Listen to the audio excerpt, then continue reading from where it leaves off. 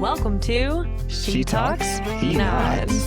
We're your hosts. I'm Maegan. I'm Kris. And our podcast is just kind of about us, basically. Our life. And our thoughts. Our marriage. Our kids. And everything in between. We're still figuring all this out. In recent days, I have been editing our first 2 episodes. I have mainly only listened to the first one, and man, have I learned a lot about myself just listening to myself for 1 hour. I've got to slow down when I talk. My whole family's been telling you that for 8 years. Well, your mom has officially been accustomed. Right. We should mention, so your mom and your aunt have a disability. Mm-hmm. What is their disability? They're legally blind and deaf. Yeah, so that makes conversing with them, for me, fast talker Kentuckian, kind of hard. Right. Because they are not blind, as in they can't see anything, and they are not deaf, as in they cannot hear anything. But their vision and hearing is so bad that they would be considered legally blind and deaf. Yeah. Their glasses are like so thick, like car windshield thick. And yeah, they have hearing aids, and even that can't hear very well. Yeah, and that's what I love about Kris. See, I came from a family where if you want to be heard, you have to talk fast to get it out there. You have to speak the loudest in the room and talk over whoever else is talking, because no one's going to stop. If you want to say something, you got to speak up, do it loud, and talk over everybody. So naturally, that's how I still talk, but I am working on it. I have gotten a lot better since we got married. But I've always loved that about you, because whenever you grew up, you had to look at them directly in the eye and pronunciate very well and slow and concise and get to the point. And you still do that so well today. Thanks. Yeah, you're welcome. You're getting much better at it. I am. And I'm going to make it a point in this episode to slow down. Just like I have to do when I am talking to your family. Yeah. Okay. What is this episode about, dear? Who we are as a couple. Yeah. Not just who we are, but what makes us strong. Yeah. How we the silly things we do every day that just keep us laughing, because my gosh, we laugh a lot. And I love that about us. From day one, you have just made me laugh so much. You've made me laugh until I've cried. You take me from crying to laughing. It's just, you've always done that for me. Thanks. Being funny and being serious are 2 things that are, they're hard to do in tandem, but I think I do a good job of being light when I'm supposed to be light. And when there's a serious situation, I know not to try to, let me make a joke of it. How do you say it? Like a coping mechanism? Yeah, like a defense mechanism. Yeah, I don't joke when I'm feeling I have some level of emotional intelligence. I don't have to, pretend that I'm not hurting or mad or sad. Well, you used to. You've gotten better at that. You did used to bottle things up a lot, and you are so much better at that now. You really, just in general, when I come to you and need to have a serious conversation, you don't hold back and just listen and hear me. You actually tell me what you're thinking too and get it all out there. And it's nice to see that because sometimes I used to be say something how do you feel? I don't know what you're feeling. I've just poured my heart out and you've said nothing. And I love that now that's not the case. Now I can pour my heart out and you pour it right back out to me. Yeah, you still give me that sometimes of say something, but that's only because sometimes you just need to talk and work through it yourself, with your words. So I just kind of sit quietly and let you just work it all out, and then if you say, okay, now you go. I'm all right, I didn't realize you were finished. I thought you were still working it out. Okay, here's what I got for you, Yeah, and just a quick snippet, a little bit just about who we are, which you're probably learning that already by now, but I do not think before I speak. It pops in my head and it's coming out my mouth out loud at that moment, and I'm working through it out loud. Whereas you...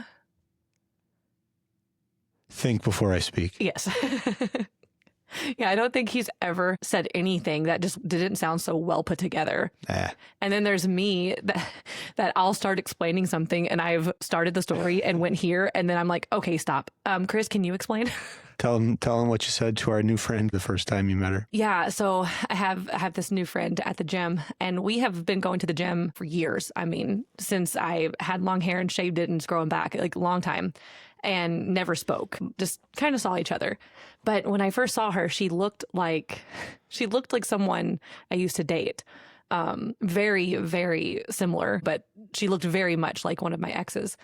And so I noticed her the first time and I was like, oh, I went home and I told Kris, I was like, she looks just like Alex. And, but then that was it. We never spoke about it again. And then she finally came up and introduced herself to me. So we were chatting in the gym and she was like, yeah, I had noticed you a long time ago. And, you know, I think you're so pretty. Yeah, I think you're so pretty. And I was like, yeah, I noticed you too. The first time I saw you, I was like, oh, I thought you were my ex-girlfriend. You look just like my ex-girlfriend. And I went home. I didn't really think about it much then, but then I went home and I told Kris that story and he goes, you said that to her? I was like, yeah. And he's like, wasn't that like your like second conversation? I was like, yeah. Was I not supposed to say that? It's just kind of there's a lot in that one sentence, like for someone, because there's no way she was expecting you to say anything like that. So that it can really take somebody aback. Yeah. I think it's very funny. Yeah. She just like nothing. We've talked about it and laughed about it since then. Yeah. She was like, yeah, just okay, cool. Yeah. You know, but yeah, that was funny. That's the typical like overshare, underthink that I do. Yep. Often. Yep. She sees something, she says it, and there you go. Yeah. That's it. And I'm like, yeah, I don't speak to people like in general. I don't just go up and talk to somebody ever. Like even people that I know, sometimes I'm like, I see them and I'm like, turn. Same. You know, and that's you're in that aisle in Walmart? Yeah. All right, I'm going down here. Yeah, that's not because I don't want to like talk to them and hang out, but I do not do small talk. So if I'm about to talk to someone, it's about to like, we have to have a real conversation. And sometimes I just don't have time for that. I just don't. Like, if we want to chat, like, come on over. I love having company. Come on over. I'll talk to you for an hour. I'll talk to you so much that you just are like, can I leave now? I'm done listening. Small talk's hard. Yeah. So I don't do small talk. Now, look, here we are. We just talked about how we're going to do better, stay on topic, and we haven't even started. I can see I see the problem. Yeah. So, all right. Starting now. No, we were locked in still. We were talking about that you don't think before you talk. We were good. We were on topic, but then somehow we did move a little bit there. We moved, but the whole point was who we are as a couple. Yeah. And how we're fun and lighthearted and haven't even got there yet. We're getting there. All right. You want to start? What makes us fun?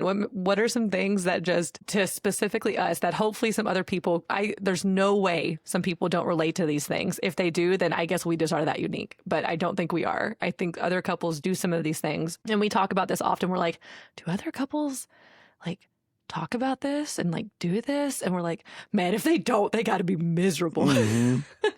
Yeah. I mean, yeah, you guys will have to let us know, but we've had this conversation lots of times of saying, are other couples, do they do this silly stuff that we're doing here? And I'm like, yes, they do. You know, they have to. They have to.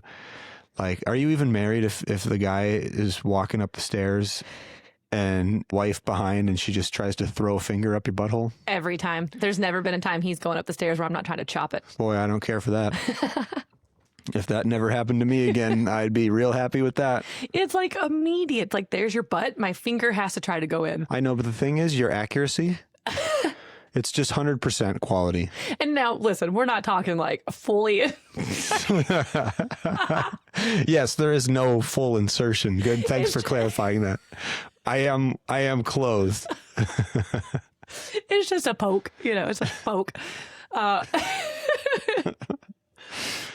In fact, real quick, let me get off topic. I just got on it. Go ahead.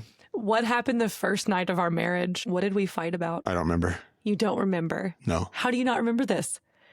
The first night of our marriage, we walked into the hotel room and I poked your butt and you did not accept it.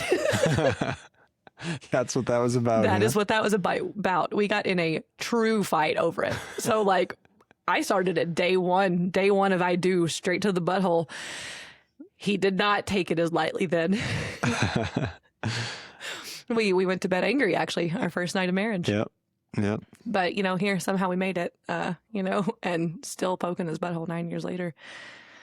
And he accepts it. I do not. I still don't accept it.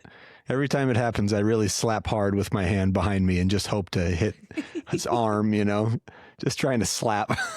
It's just instant. Like you see me coming from behind and you're relaxed, as tight as you can get. That's true. Your whole butt flexes. And also, I was a kid, a scared little kid for a long time. So you know that feeling of running up the stairs away from that imaginary monster that you think is chasing you? Oh my gosh, yes. That little monster's always there. I'm looking at the monster. So I'm pretty good, and I'm much faster than you, so I can run up the stairs faster than you. So. But it's not just the stairs. You could be making coffee, doing the dishes, brushing your teeth. If I walk by that butt, there's a finger. That's true, and I usually keep it tight. So yeah, it does. Yeah. So there's one. Okay, we have notes here today. Okay, here's another one, guys. Seriously, tell me, are we just super gross? Or do you guys also just now? Okay, I call it gas because when we had our daughter, so we're gonna call it passing gas. Okay, when you're supposed to say, I think you got it. You already said it. I call it passing gas, but because we decided we were gonna call it passing gas when our first daughter was born, just to be appropriate and considerate. So passing gas is when you. What is set it? you up to do it Everyone again. knows what you're talking about. I'm too much of a gentleman. I won't say it. I'm farting. I don't even like the word. It's been so long since I've really used it, but you've started using it lately. Yeah, because comedically it just slays the kids, so I just have to use it. But seriously, are we just gross, or do you guys just laugh at every fart that happens in your house? What do you think? If I had to put a percentage on it, I'm going to go less than half pass gas in front of each other. Okay, so you think not even just laughing about it and having fun with it, you think they don't even do it in front of each other, it doesn't exist. I'm going to close the door and go in the bathroom and do it. I've heard lots of different stories from lots of different couples of all ages. Wow. It's not just young people that are I can see where it can hurt the romance. It doesn't for us. There's well. Sometimes it does. It depends on the situation. If there is romance about, then it certainly can hurt the romance. But guys, come on, you power through it. Yeah. Listen, you know what? So you're the guilty party in this scenario. I'm just gassy, okay? You are very gassy. I'm gassy. I can't help it. We've been saying that our whole marriage. You stay gassy. Yeah, I eat well, okay? I eat well. It is. It's the vegetables. It's a lot. You do eat a lot of greens. I eat a lot of greens, okay? I got a good digestive system going on here. So, yeah, I'm proud of my gas. No, seriously though. Proud of my gas. You just said, I'm proud of my gas. Dang, that is some serious gas empowerment. Yeah. Everyone does it. It's a normal bodily function, okay? So it's one. Now she's quoting the book, Everybody Poops. It is a normal bodily function. Not only that, but I think it's good to laugh about it. Not only, it's going to happen either way. So you can choose to hide it and just literally stop your life and go somewhere else and do it, or you can just let it go. Okay. Well, I guess the way I look at it is you are we are one, right? Yeah. My gas is your gas. Well, no, but we're an extension of each other. Yeah. So essentially, when I gas in solitude, it's just me. I'm not, can you imagine the couples that do not gas in front of each other? Yeah. Okay. I can't imagine it. I can't imagine it, but let's just say one of them is alone and they gas. Are they just ashamed with themselves that they did it? Or are they oh, thank God, that's how you should be. Your partner needs that relief too. Yeah. And you guys are one, it's yeah. Get real. Well, see, in our marriage, you always know who it was, even if you don't know who it was. That is funny. Because Kris has the exact same sound every time. Every time. And me, we have a joke. Since kids, guys, it's not the same. I'm soundless now. Totally discreet. Yeah. The perfect cover for in the gym. Yeah. Or in any serious scenario. No, together, that is it. Our kids, we all laugh about it. It happens and it's funny. Okay. It's funny. It's funny to watch videos of it and it's funny when it just happens. If I do it by myself, I laugh. It's funny. Just another excuse to laugh is always a good thing in life. Exactly. Yeah. Yep. But no, we do have jokes. So like this is like the in the household closed behind closed doors, obviously behavior. We're not just like having friends over and just laughing about farts the whole time. No, we're, like when we have company, gosh, after they leave, I'm like, honey, I'm hurting so bad. I had to hold so much in. And that's when I say, oh, so you can hold it in. You've been telling me you can't hold it in. I can, but it's not worth the pain. Okay? It's not worth the pain. Okay, so that's one that keeps us lighthearted and fun. All right, what else is something that's funny that we do as a couple? A couple things that you've done since day one is you will occasionally pretend to be like a T-Rex or a velociraptor. It's a raptor. It's a raptor, yeah. For sure, a raptor. Go ahead. They're my favorite. Go ahead and give him a raptor. Give him an audio raptor. Okay. Got to put the arms up. Mm-hmm. Take note of the head movement. It's unsettling. And then I start running. And then she'll chase you and attack you. She's probably watched too much Jurassic Park, but she's always done that. And like my legs come up really high while I'm running. So it's like the arms, little claws, and my legs just coming up high. Ow! Sorry, my legs coming up high. It's pretty funny. It makes me laugh. It's irritating because she usually doesn't stop when I tell her to stop things. It's usually I'm getting better at consent. It's usually like five, 6, 7 times of me being like, and then at one time, the last time I'll get a little too stern, and then she's like, but like occasionally you will get like genuinely irritated with me after 7 times of me saying, just please stop. I don't want you to do that anymore. Well, that's because you got genuinely irritated with me first, Right. For good reason. Right. I get it. Sometimes I do take it too far. You do. But the T-Rex is funny. And she also does a good doorway shadow. We should cut in a doorway shadow picture here. Or like a little video clip of it. When it's dark tonight. Yeah. We should do a video clip of me like coming down the stairs and then the camera of our hallway. Yeah. Well, what you got to do is you got to head over to our Instagram or our TikTok and we will do a little video of my floating scary head. If you guys want to. I mean, it's terrifying. It's not that bad. I still have nightmares. I do it sometimes when he's trying to fall asleep and I like turn all the lights off and then I'm just a shadow head in the door. But it's only like half my head, like a creepy little person. And then I like turn the light off and then I'll like move my head to like the down or high, like the soul or something. Always funny. And we're not a prank couple. No. We don't do that. So like that was just one that it just kind of happened and it's just kind of stuck. But he knows it's coming. If it genuinely scared him, I would not do it. But it doesn't. I'm having nightmares. Okay. No. It's funny though. Okay, what's another thing that keeps us lighthearted and fun with each other? Usually when there's any, like, if I'm saying something or you're saying something that like we know needs to happen or whatever, like you've asked me to take the trash out like 10 times. Right. And I just have got distracted 10 different times. And then you just go, please take the trash. And in the middle of that, I'll just throw a finger up, just double flip off. And then I'm instantly back. Yep. So yeah. Or like mocking, or we'll mock each other. Ooh, take the trash out. Take the trash out. All right, take the trash out. Just, always mocking each other. Just to try to keep it light. I mean, we're not being rude. Some people might think that's rude. Like, it's not rude. Yeah, I think I know you're not being rude, so it's right, not rude. of course. Like again, like if you know your partner and you know your dynamic together, it's not rude. No, it's not rude at all. Yeah, right back at you. It's not rude. I don't know if you're gonna say it.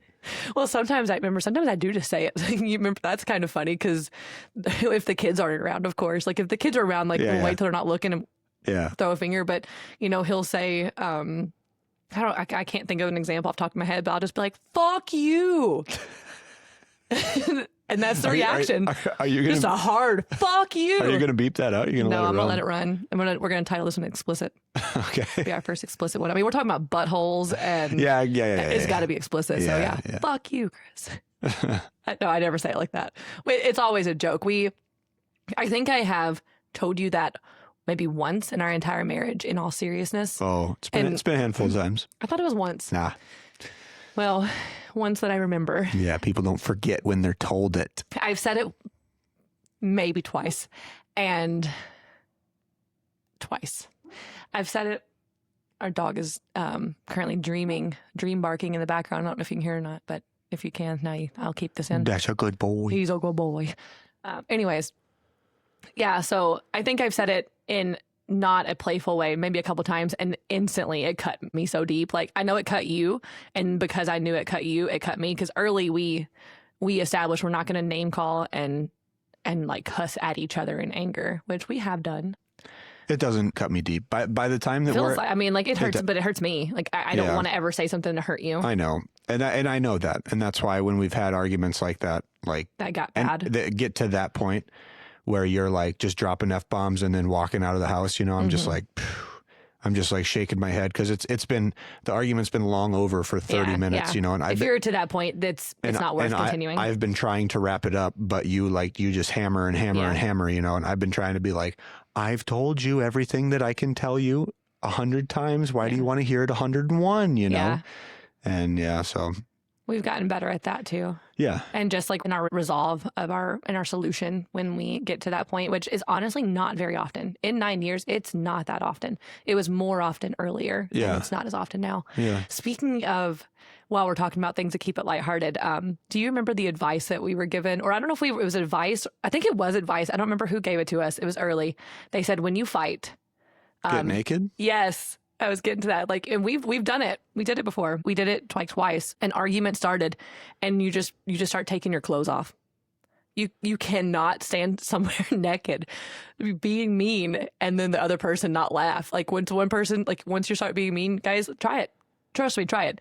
Like, it's going to end in two ways. It's going to end in laugh or sex. So, I mean, it may work the first couple times. Yeah. And that's why we don't do it now. Like, but it did work before. There's nothing sadder than when you start stripping your clothes off in the middle of the fight and your partner's just like, put your fucking clothes on.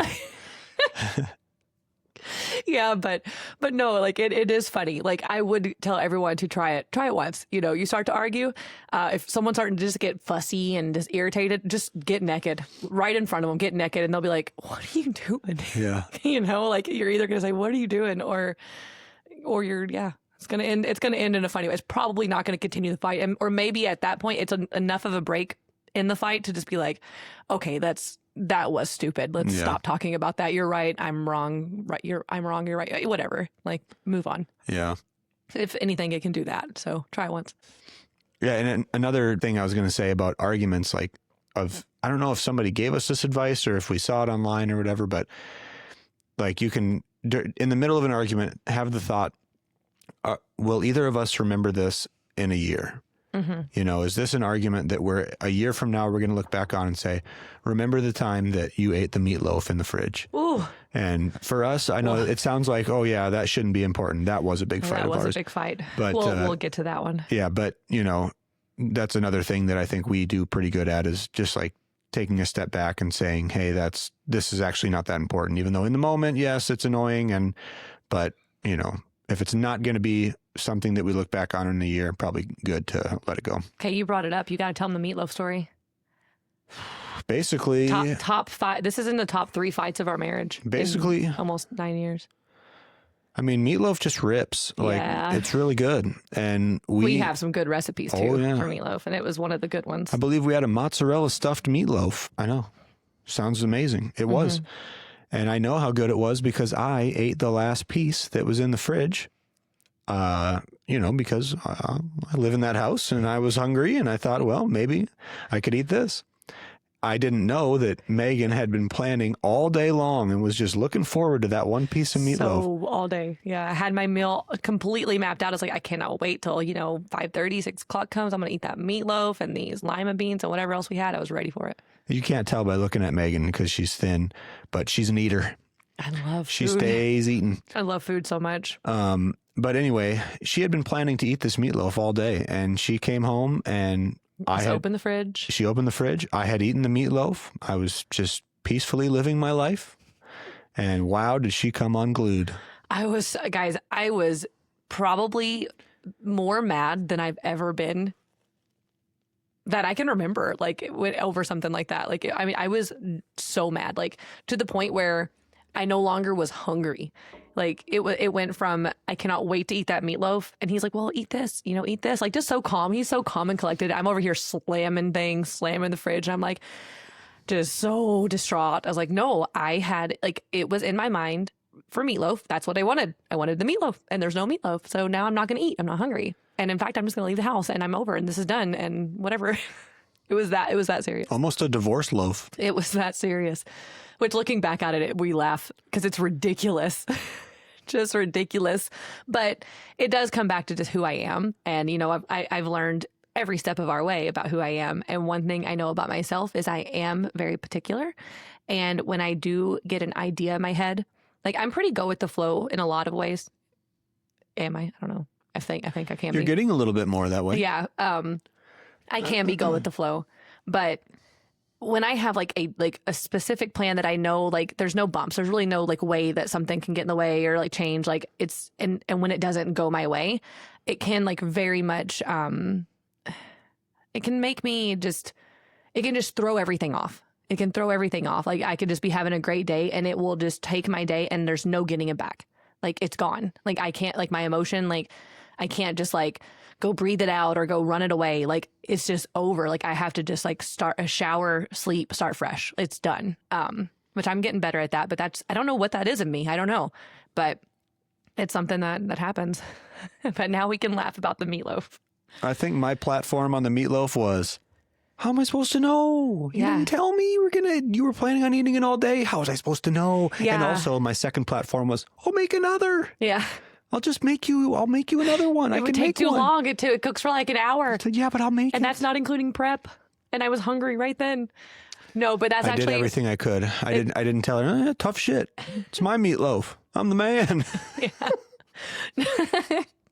No, but this is a good lead into like pet peeves. Okay. So I think it's because I expected you to read my mind, honey. You should just know. You should know me well enough that you should know that if there's a last piece of meatloaf, well, it's mine. Is that one of your pet peeves, that I can't read your mind? Absolutely. Because one of my pet peeves is you expect me to read your mind. I know. So there we go. Like, why can't you read my mind after this long? I don't know. All right. We're getting into pet peeves? Yeah. All right. Pet peeve number 1. The way you open a flippin' box of snacks in the pantry. What, Oh quickly? my God. Quickly, because I'm hungry? Oh, you don't need to be in a rush like that, dear. She opens it like a rat climbed in. Every time I put my hand in a box of food in the pantry, I'm pretty sure there's a rat in there. I can't even fit my hand in it. And your hands aren't small, you know, like my hands are probably a little bit bigger than yours, but somehow you open it just enough to where your hand can barely squeeze in and my hand doesn't fit. Our hands are not that big difference in size. I know, that's what I was saying. You have to be so precise. I just put my fingers in. Amazing. Amazing. Grab it Every out. time I go to stick my hand in a box and it just gets stuck, I just hulk the whole box open. I'm like, and then I yell, open a box. Oh, but see, that's not the only thing you open like that, because, you know, if there's anything, you know how like foods like in the freezer or in the fridge have those little zipper things? No, he just goes and gets the scissors and cuts the whole thing open. Freezer burn, everything. Yeah. I mean, that has happened, but it's never my intention. I want to use. Well, it's not my intention to make your hand get stuck in a box. I'm just getting a snack. I've told you this for years now, though, and you still keep doing it. Well, it's just how I open things. Well, it makes me mad. Well, it makes me mad when my French fries are freezer burnt. Look, they didn't put it well on the packaging. It's very clear. It says open here. Yeah, well, I cut it upside down. I cut the bottom. I know you did. Oh gosh, yes. So that is one. How about my lid application? How's it? Shoddy at best. Mm-hmm. Poor. Well, at least, you know, you can very easily open it at least, because whenever I go to open something that you've closed, I have to get both of the little grip things, and I just might as well not eat it because I'm pretty strong and I still can't open anything you've closed. You want to know why that is? Why? Because one time I went to get taco sauce. And I had to shake it before I used it. And as soon as I shook it, it flew everywhere, all over myself and the room. And from that day on, I have always closed things like the Hulk. Thanks to you. But it's good. I do. What are those things called? You know what I'm talking about? The little Grippy black, twisties? The grippy. Is that what it is? That No. No. Okay. Grippy twisty sounds pretty good, though. Grippy twisty. I have 2 grippy twisties. So every time I have to go get those, they're pretty accessible in our kitchen. So I need the grippy twisties to open the pickle jar and everything else in the fridge that you've touched. Yeah, so that's one. I will close the lid. Yeah, and I'll leave it open. Okay, so we have mentioned socks in, I think, our trailer and our first episode. So let's actually get to how socks is still a pet peeve this many years later. Where do socks go when you take them off? It's a laundry basket. Okay, where are your socks 90% of the time? Everywhere but the laundry basket. Why is that? How is it that your underwear, your shirt, everything can make it there except for your socks? Explain that. Now the kids, their clothes are everywhere in general. Like I have to tell them, so it's not like a big deal for them. Like when I see socks around, I'm like, yeah, well, all the rest of their clothes are there too, so whatever. But with you, it's like all your clothes are in where they're supposed to be, except for your socks. I may have just had an epiphany as to why I do it. Let's know. Maybe this will change everything from the next 10 years, for the next 10 years. The only way it would change anything is you accepting where my socks are. But here's the thing. It may be related to your frantic box opening, because you open boxes in a hurry, and my socks, eventually, my leg and foot hairs will start to be irritated by my socks, and I will rip them off post haste, very quickly. Okay. And then they'll go wherever they are. And the rest of my clothes, I get undressed normally, and I put everything in the dirty clothes basket. Yeah. And then, I think that's it. That makes sense. I can see that. And usually I'm upstairs. Now, if they're downstairs and they're like over in the corner, like 6 feet away from the bathroom, all right, I got no excuse for that. I should have walked them in there.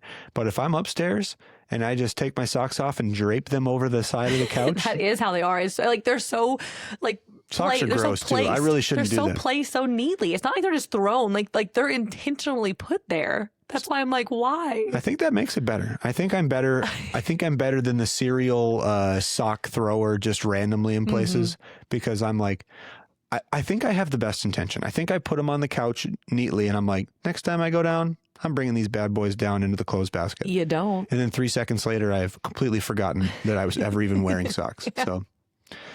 How about laundry? While we're on the subject of socks and stuff, so this is very funny. Like, we know I'm very type A and particular.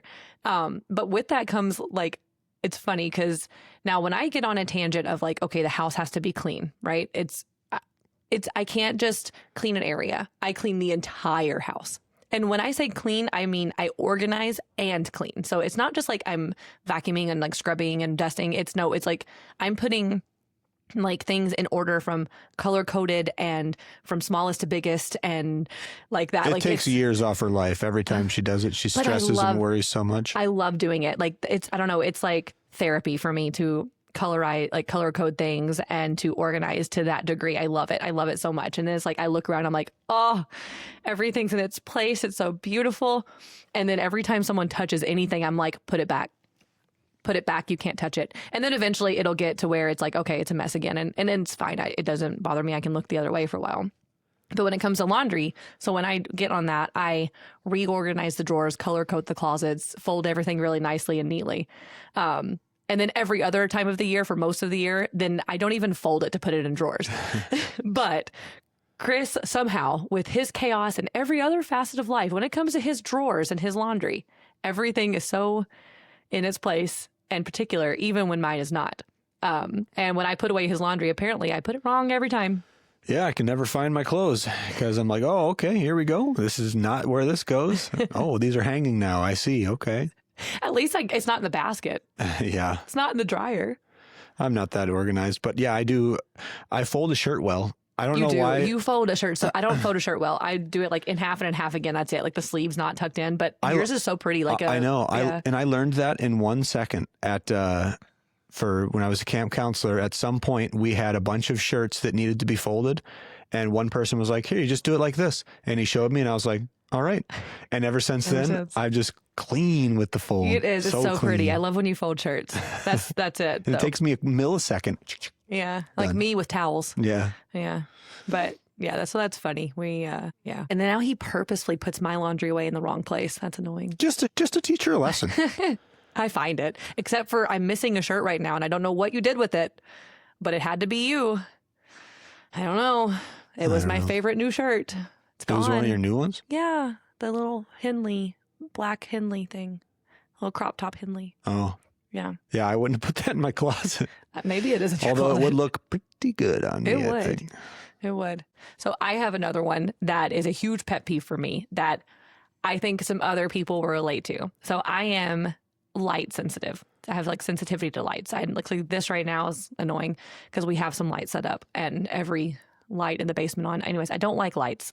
I like it dark. And it's funny because Kris always says when I'm out of town, he never turned the light on. And I'm like, well, that's interesting because whenever I'm home, you never turn them off.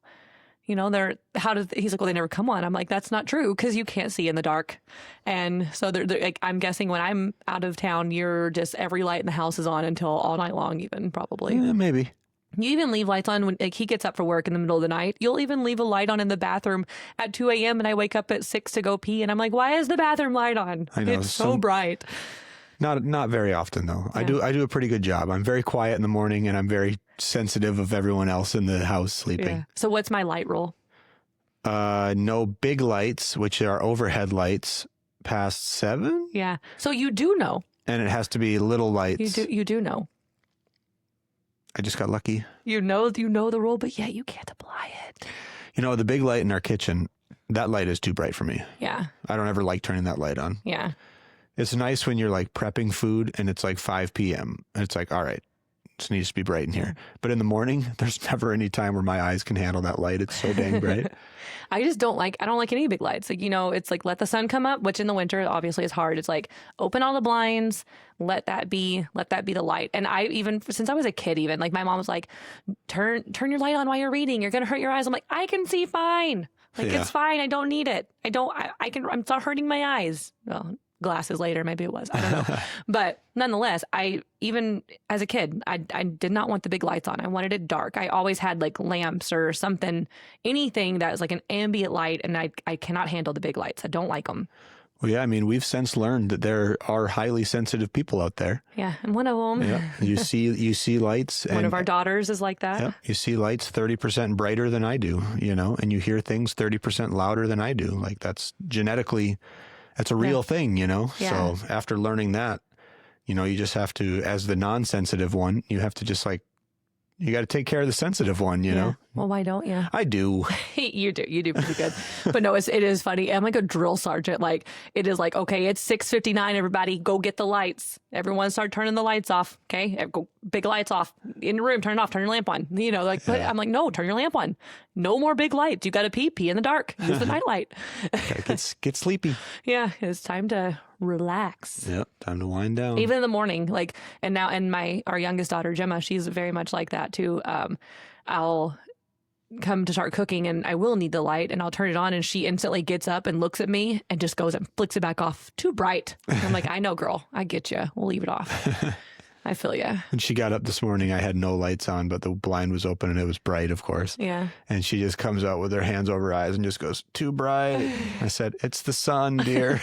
There's nothing we can do. I say that every morning when I walk past the foyer, I'm like, oh, because, you know, Kris and I sleep in the basement. So it's like, okay, when I walk upstairs, our foyer it has like 2 big, very big open lights just to let light in. Windows. Yeah.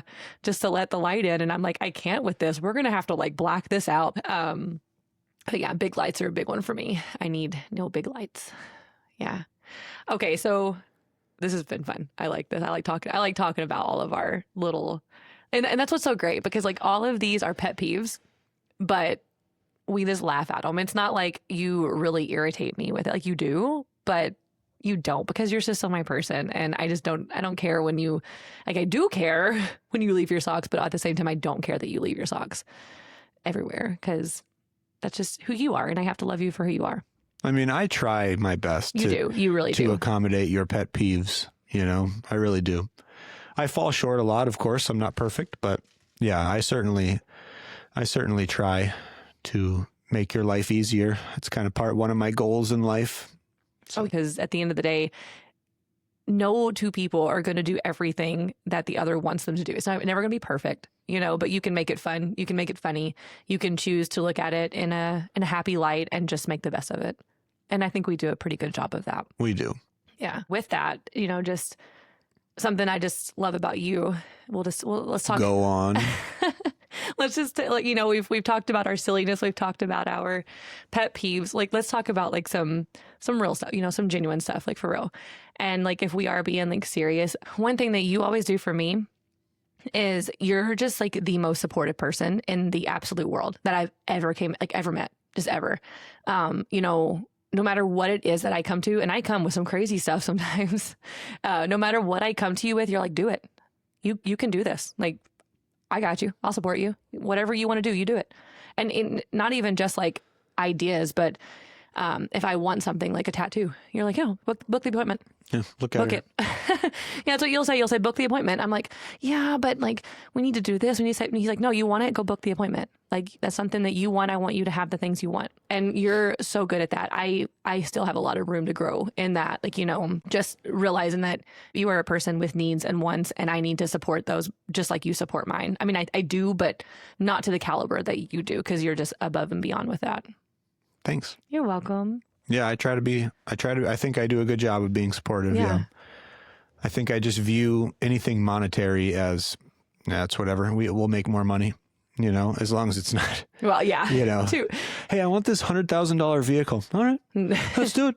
Yeah, No. just buy it. No. We're pretty smart with our money. We really do. We have a good system, and we really put big intentions on saving. We really try not to spend. We're very cautious about what we put our money towards, and we don't just go buy something not having the money. And that's taken away a lot of stress, I think, on us as a couple too, because, you know, if we know we're getting in a tight spot or work is not as good, because your income changes constantly, and whenever work is slower for that, like, we really do a good job of buckling down and not spending, not eating out, not getting those $6 coffees, you know, not signing up for things that are going to make it where we have a hard struggle time to live. Yeah. We really adapt well to the means that we're given at the time. Yeah. Yeah, we do. I had something in my head, Sorry. but I lost it in the middle. Sorry. Can you think of it? Huh? Can you think of it? Oh, I was trying. Okay, go ahead. That was me thinking. Well, I was just going to say, yeah, and our hobbies are pretty expensive hobbies too. Mm-hmm. So we kind of have to like be able to keep ourselves, like, to be supportive, but we also know like we can't just go out and do it every day. Yeah. Like, yeah, you have a ton of tattoos. This is what, I mean, how old am I? What's the math? Let's do the math. I started getting tattoos when I was 18. Yeah, you're 35. So what's the math on that? You're better at mental 17. math. So this is 17 years worth of work. So it's not like I just went out and spent tens of thousands of dollars in one day. Like, this is 17 years of work. But some of your big pieces that you have are thousands of dollars at a time. Yeah. But we save for those ahead. I don't just say, I want a tattoo and I'm going to go get it right now.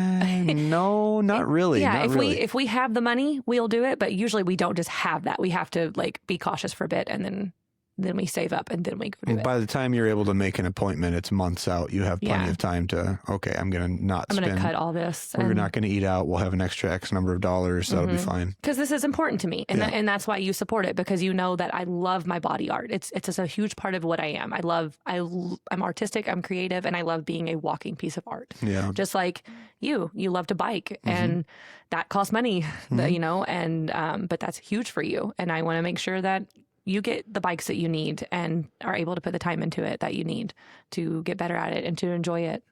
Yeah, I mean, that you make a good point there. Like, I mean, first off, you've only allowed me to have 6 bikes. Is that really enough? We have more than 6. Is that really enough bikes? Never enough bikes, No. he would say. I mean, most of them are old, junky, but yeah, I do have some expensive bikes. Me too, though. Yeah. I also bike. But something that costs much more than just the monetary cost of my bikes is the amount of time it takes to train to be competitive, because that has a huge cost on the life. You know, every hour a week that I train is one less hour with you, with the kids, sometimes of sleep, you know, so yeah. Well, and it's hard too, because I'm also like, I don't think we're not really comparable in our endurance sports competitiveness. Like, I don't know, maybe we are comparable. I think we are pretty even. You're a much better biker than me, of course. But you do put in more time. But I also like to train. I also like to go on long runs and long bike rides, and I love to do it with you. So then, you know, finding somewhere to take the kids for that, you know, can be hard, because when we go out and bike, it's not like, okay, 10-minute ride. Like, no, we're going out for like 2 hours, you know, and same for running. Like, we're going for a long time, and it's hard for us to get both of that in. Like, it's a lot of, okay, you go, then I'll go. Yeah. And we make it work because it's important. And as the kids get older, though, they're able to do it with us. Like now, like, you know, Jovi's mountain biking with us, Margot's mountain biking with us, and Gemma's still on the shotgun, but she's right there getting there where she can join us too. And we're really close to all of them just doing those things with us. They do them with us, but obviously they can't do it at the pace and this distance and longevity that we do. But we do a little bit mix of our time in our riding and training and then with the kids. Right. There's a difference between family bike ride and training ride. Yeah. That's why sometimes you'll be like, hey, can we, want to go ride bike today? I'm like, okay, but I'm actually supposed to train today. So we can go ride bike, but when we're done riding bike, I need to just go train. Yeah. Same for me running. Like I like to jog with the kids and then I'm like, okay, but I'm going to drop you at home now and I'm going to go run 6 more miles. Yeah. So. Yeah. I think we tangented there. We did. Yeah. It happened, but that's okay. Oh, I think, well, you just said something you love about me, so I should say something I love about you. Okay. What do you love about me? Is there anything? I got to think pretty hard. No, I mean, one thing I really love about you is you are an excellent, excellent mom. Like, I don't take that for granted. And I know you're very hard on yourself too. Like, the mom guilt is so real. Yes, mom guilt is very real, but you really are a super, super good mom. I mean, you put so much effort into the kids, and of course you homeschool as well. So like we have 3 kids, 2 full-time, 1, every other weekend. Homeschooling 2 kids, and like that is like, you don't have like a 9-to-5 job somewhere or whatever. So you're home all the time with the kids. Parents out there, if you are not home with your kids all the time, you don't quite understand how crazy it can make you. Just always being around with the kids. And like, you have done such a good job of staying sane. Sometimes. Sometimes. But I mean, I just really commend that because I know it's not easy. I know it's not an easy feat to just spend all day with the kids and still like be on, and to just be doing things with the kids. You're not just surviving until the kids are older and you can go do fun things. No, like we do fun things together, I especially in later years, like I really make it a point to be intentional. I make it intentional to make time for myself. I have to have that time for myself, like my exercise, whatever that be. I have my TV time at night, but there's a way of balancing that, for sure. But there's been harder times and not harder times. Just being intentional about knowing that this is my stage in life and I love it. Like I feel so fortunate to be able to stay at home with them. I work from home. I have part-time little gigs and stuff, but that's not my main thing. My main thing is them. And I love that. I do. I love being a mom. I've always said since I was like, I think 13, and I realized I can like do that. Like I can like have children one day and like be a mom. Like I've wanted that ever since. And I love being their mom. I love just watching them. So that's pretty great. Yeah. And you do a great job of it. You really do.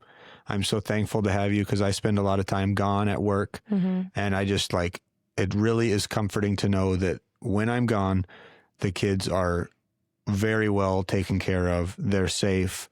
They're living their absolute best life. They're both super happy, and they're like, great kids. Yeah.